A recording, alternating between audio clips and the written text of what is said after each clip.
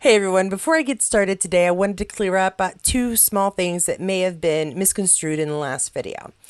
For one, I wanted to let you know that as far as Ronald D. Moore goes being involved in the final season of Outlander, I could not find the official announcement that says that. What I did find is that the announcement for both season 8 and the pickup for Blood of My Blood were announced virtually at the same time, and I believe that what was happening is a lot of people who are writing articles for those mush those two facts together, and it may have been construed into something that comes out sounding like Ronald D. Moore is going to be part of season 8. I don't know that he's not going to be. I want to make this very clear. And I do believe that all three of our main creators here from the beginning, Meryl B. Davis. Everybody uses a middle initial. Why not her? Meryl Davis, Matthew Roberts, and Ronald D. Moore. I believe they are all being tapped to write some episodes for season 8, but I don't know, other than Meryl and Matthew, that all three of them will be involved in production, behind the scenes stuff, just writing as far as I'm aware. We do know that Matthew B. Roberts is going to be part of Blood of My Blood as the showrunner. And again, somebody may have confused the two in a later article, but again, I could not trace it to the source. So I'm going to leave it as that we are fairly sure that all three will be writing on 8, and that Matthew Roberts will be heading up Blood of My Blood. But until I find something more concrete, I'm going to just go with they're involved, but we aren't sure. And we'll leave it at that. We won't freak out quite yet. The other thing I wanted to clear up is I did share Ian, young Ian, I should say, but John Bell in his I Heart Boys in Kilts. And there were some comments, and I commented on those comments that maybe living boys in kilts wasn't really the thing that he ought to be doing. Somebody, and I do apologize for this, misconstrued this comment as to say he shouldn't like males. And let me be very clear, in case I have ever come across homophobic in any way, I don't really care who anybody loves. I really don't. I have a fairly high number of LGBTQ members in my family. I have just it's perfectly normal in my opinion. One of my children came out to me when they were younger. It's not a deal to me. I don't care to know what happens in anyone's bedroom as long as they don't want to know what happens in mine. At any rate, what I was commenting on was the boys part. John Bell is young, of course, but he's an adult, and there are many countries, mine included, that look badly upon adults who like children. And that was my comment on the shirt. Had nothing to do with gender. Sexuality, that's all your own, dude. I don't care. I really don't. In fact, I am a staunch supporter of equality. I voted for marriage equality. It's not even an issue. So I do hope that that clears up anything. I do try to be fairly straightforward about what I believe, and I just try not to be crazy political about it. So hopefully that clears it up. Let's find out if there's any news in Outlander. Actually, there was a little bit. And my only personal announcement here this week is that, yes, I did intend to do something Friday, just something really small. And then I will let you guess which one of these things happened. Either I had audio issues, my dogs knocked over my computer, or my daughter got a sore throat. I'll give you a second. Da, da, da, da, da. Feel like there ought to be a little song here. If you guessed my daughter had a sore throat, you're correct. And if you're thinking to yourselves, why won't you get her tonsils out? I don't have an MD. They won't let me choose that. However, we did finally get a referral to an ENT. So hopefully we're on the road to taking care of that so she can have some easier times, not miss so much school, and I can quit losing my mind. Now we'll get on to Outlander. Are you ready? Let's do this. And the first thing I'm going to share with you is this depressing piece of news.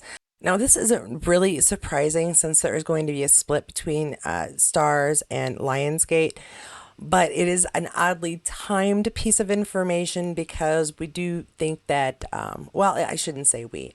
I have been looking for something to happen with any of the networks or streaming services that may have been affected by the Writers Guild strike and the Actors Guild strikes. And I wonder if in some way this isn't connected. However, that could just be me and hoping that consequences are starting to be seen so we could push forward to actual good contract for the actors. But this may just be the normal things that happens within corporations when there's a takeover or a split. Not everybody gets to keep their job, unfortunately. Now, in this article, Starz says that the streaming service is going to be cutting 10% of its employees. However, that won't even reach 100 people. That's still terrible news for the people who are counting on those jobs. But the split, losing some of their employees, it isn't the huge shock that it might seem it would be. The more surprising news is that Starz is expected to kind of exit the UK and Australia markets. The reason this is odd and surprising is earlier they'd announced that the reason they were making some of these changes was so they could concentrate on, among other countries, the UK. Reading further down on the article, we can also find that it's expected that the reason they are dropping UK is so that they could possibly become partnered with a US-based network, and that this helps to prepare them for that eventuality or possibility. And the article does finish off letting us know that Starz ended the quarter with about 12 million domestic streaming subscribers. I am one of those people, and about 20 million total customers when including those who sign up through traditional paid television. Now, and again, I do speculate about it possibly having to do with the strike. The timing for things might be the right moment to try to make a change, take a step in another direction, but I really have no idea if the two are entwined in any way. Now, I also wanted to take a look at another article, this one about our man Sam. Yeah, you knew I was going to get to him eventually. I do apologize for long-windiness, but if you've been here before, you know me, I'm windy. But on departures.com or Departures magazine, we've got a little intimate conversation with Sam Heughan in New York. And so I'm going to run through this article real quick, but first, you've got to see this fantastic picture. This is a good one, I think, of Sam just relaxing and chilling. I think they're about ready to go have a conversation, but he's very relaxed. It's kind of nice to see, as I've said before, our celebrities just out and about, living their lives, and just looking really pretty. Now, I do want to give credit where credit is due for that picture. That photograph was by Diana Marcosian. Diana Marcosian. And the following article was by Sophie Mancini. So I want to go through some of the quotes from Sam because a few of them are things that at least I have not heard 50 times before or 100 times before. I look up a lot of this stuff, so it's hard to find something new that I haven't heard 50 or 20 times or 1,000 times. Yeah, my numbers are all mixed up. But I did enjoy this article. It's very short, but it is really enjoyable. And I will tell you right now, you do have to sign up for an account to read it, but you don't have to pay anything, and you get 5 articles without ever having to submit any credentials or anything. If you have certain credit cards, you get it for free, but I don't have certain credit cards. So I had to sign up. Free account, no problem. They do send you an email, so I probably will be spammed for this later, but those are easy to delete too. And if you don't want to go through all that, that's why you've got me. So what we've got is Sam having a discussion with our journalist, and he has a few interesting quotes that I did want to share with you. He's talking about, of course, his favorite hobby, his Sassenach whiskey and gin. And right now he's talking about, I believe, the gin and all of the things that he's put into it. And we know he loves his apples. But this is part of what our journalist says with some quotes in for Sam here. Missing home is what drove Heughan to launch his spirits brand Sassenach after the Scottish Gaelic word for English person, or rather an outsider. And Sam is saying, when I was in London away from home, jobbing actor, missing Scotland, I remember my first time trying a single malt whiskey, and I had such an emotional reaction. He recalls across the table. It reminded me of Scotland, which is understandable. I'm sure he had smelled it fairly regularly with the adults drinking because young Sam would never have drank beforehand. And there is a lot of talk about the type of gin and taste of the gin that he has, the toasted oats giving it a creamy feel, as the journalist says. And she discusses the many ingredients that he has put in, the botanicals, as he likes to say, which is the accurate term. And he says that I remember as a kid picking them, the apples, and throwing them at people, eating them, and then being really ill because they're so sour. Yeah, we make those into pies, Sam, or gin in your case. Got to add a little something to them. And it does go through some of his life stuff, and there are some fantastic images. One that Sam shared here that I do think I've seen before, but it is difficult to tell. So we've got young Sam there in his waders or his rain boots, is depending on what you call them, and just a nice kid. At the bottom it says Heughan was raised by a single mother, which we do know. Heughan was raised by a single mother in the south of Scotland, the rural stretches of Dumfries and Galloway. Spend a lot of time on my own pretending I was a knight or Robert the Bruce. Land's botanicals now flavor his gin, courtesy of Sam Heughan. This image of. Now the article does continue as it's basically a little discussion between the journalist and Sam. Nothing terribly insightful or out drawing out any answers that we hadn't heard, but there, like I said, were a few quotes of things that were a little different, and this talk I thought was probably one of the better discussions. So here the journalist is asking him about, well, how we fans look at him with, little more than friendliness in our eyes. And he says basically that it's a role that it's difficult for him, not because, he doesn't think he's an attractive fellow, but because he wants to be noticed for his acting more than for his looks. And I can understand that. The problem is that it's necessary for the part that he is playing for him to be an attractive man. And so, yes, of course, that is one of the first things we as viewers are going to see is, oh my goodness, isn't he good looking? Aren't those some fantastic kneecaps? But truly, we wouldn't think that if he was a horrible actor. We would have not watched it for as long as we have just on good looks. I think most of us have much better taste than that. But this is what he has to say specifically about what people see when they see him or when they see him as Jamie. My character is what some people aspire to, and I understand why. He's this incredible human being who is just so in love with his wife and does the most romantic things. Selfless. People then think you might be that person. I'm certainly not, but it's something to aspire to.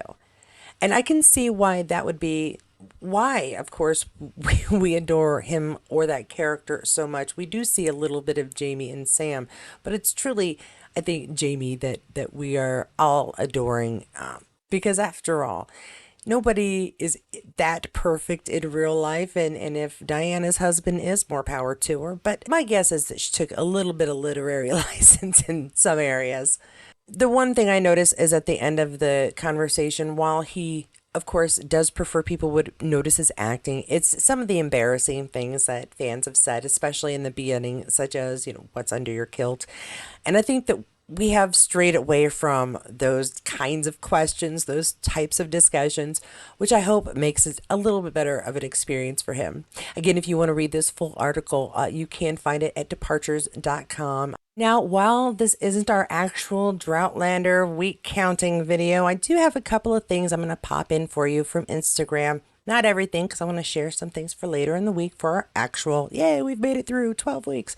But for now, I do have a couple of fun little clips, including John Bell, Graham, and of course Sam, plus a little something special from Starz for those of you who may be interested. Hello there everyone, it is John Bell here reporting from the set of Outlander. It is 12:30 on Tuesday the 4th of October and we are back again at Fraser's Ridge.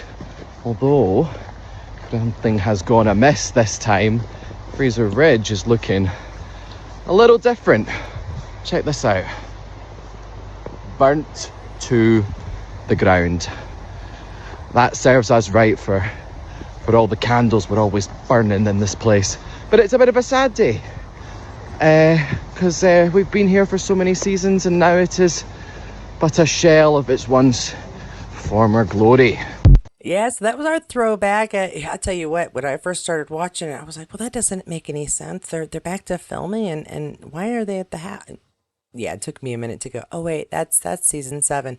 So yeah, that was a throwback of them filming season 7 after the house had gone kerblooey, and when they were heading off to go fight a war. And now we'll go see what Graham might have to say.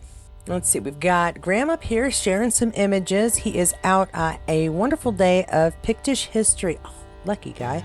Cave carvings for 500 AD at Weymouth Caves in Fife, the stunning ruins of Newark Castle, and the eerie beauty of Dunino where Druids walked. Men carved Celtic crosses in 800 to 900 AD, and a rather fabulous carving of a bearded man. So let's take a look at some of these pictures. He always takes some great ones for us too. And he travels quite a bit, so it's nice that he shares these with us. That is amazing. Oh yeah, see? Yeah, you can just see him right there. Looks a little like Sam, to be honest, but there's somebody there. Okay, now, are these the, like clocks? To tell time? I could be way off there. And that is a very large tree. And there's a man with a beard. Okay. All right, that one looks a little more like Graham. So really what they need to do is take the Sam one and the Graham one and squish them next together and be like men and Pict. I don't know. And I do have a selection of images from Sam, who shared these from an event.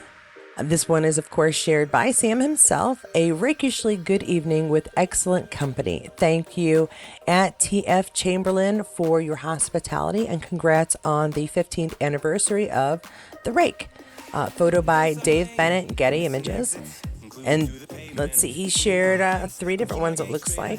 Looking quite handsome, dapper in his suit. They're always a little more fitted for him, I think. It looks like, yeah, not like crazy fitted, but nice and fitted.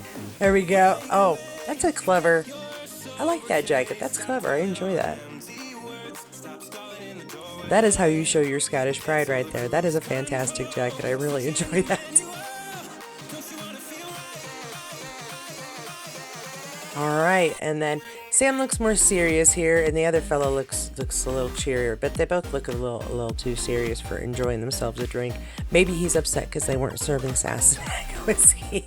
Maybe they were, I don't know. But that was nice that sharing some images here. You know, I was about to switch to something else, but I do believe I have one more fun Sam thing to share with you, and so I'm gonna. I know I said I had some big news. Well, today is the day, UK. Yes, the Sassenach Wild Scottish Gin has finally arrived in the UK. Scotland, England, Northern Ireland, Wales. You can get your Sassenach Gin. Go to masterofmalt.com, where pre-sales now. They're going to be out in time for the holiday season. You guys, I can't wait for you to try this multi-gold award-winning Wild Scottish Gin from the southwest of Scotland. All the botanicals from my hometown, inspired by the landscape, by everything that I love about Scotland. Look at it, isn't it beautiful? Isn't the bottle beautiful? You're gonna love this gin. UK, let's get a gin for the holidays. Well, that's just fantastic. It baffles me why it wouldn't be released into the UK first before the United States. But I think it's fantastic that it's going to be there at least before Christmas too. So for those of you in the UK, if you haven't had a chance to purchase your bottle, this is the time to do it. I live in the US and I still haven't got one. Kind of a slacker. I'm not a big drinker, so it's not huge and high on my list. But I would love to taste. I think the whiskey more than the gin. Personally, I think it would be fun to taste it, just get the flavor and see what it is that's so different. I'm not a connoisseur, so I'm just curious. And now before I head off, I'm going to leave you with one more piece of information, and this is not so much news as it is, well, it's an offer just in case anybody would be interested. I thought I'd share it in case you hadn't seen it. This looked like such a great deal and it came up on my Instagram. I did not check how long ago it had been posted. So that's on me. Right now, the Starz special isn't that special. It's the first month for $5. If you'd like to go grab it, go for it. I would hold off until Black Friday and see if there's any of those $2 or free first month specials. You never can tell. This time of year, there's usually a couple of different offers rolling around, so I would hold off. Now we'll get on to the rest of the video. Now, I will continue marking off any extra posts or anything interesting. I didn't even touch Twitter yet for you guys, so I do expect there'll be some more things there as well. I should have another video up. Please, my daughter, please stay healthy for like a week. And hopefully I'll have something else up for you again later on this week. Again, either on Wednesday or Thursday or Friday. I'm playing catch up on a couple of things that I got myself behind on. So if you enjoyed this video and would like to see more clips and news and whatever I can manage to find to help us keep going through Outlander, give me a like below. And I haven't really pointed it out. I ask for it every time, but if you're watching me on a regular basis, if you're coming to this channel for information, subscribe. It helps me see what works and what doesn't. Give it a like. Also helps me know what works and what doesn't. And always feel free to comment on anything you'd like to see, anything more, any actors that I'm not touching on enough for. I do sometimes go, yay, it's Sam, yay, it's Sam, yay, it's Sam. And then forget, Caesar. So let me know who you'd like to see more on. I did try to check on Charles and David this week. Nothing new. So I'm doing what I can. Tell me what more you'd like. And if you'd like more Outlander and Droughtlander content until then, you can check out any of my other videos. I also try to keep us updated on the strike. And I'm a Star Trek fan, so that pops up from time to time as well. And if you find any videos you'd like to watch, go ahead and click on those here at the end, and I'll see you there.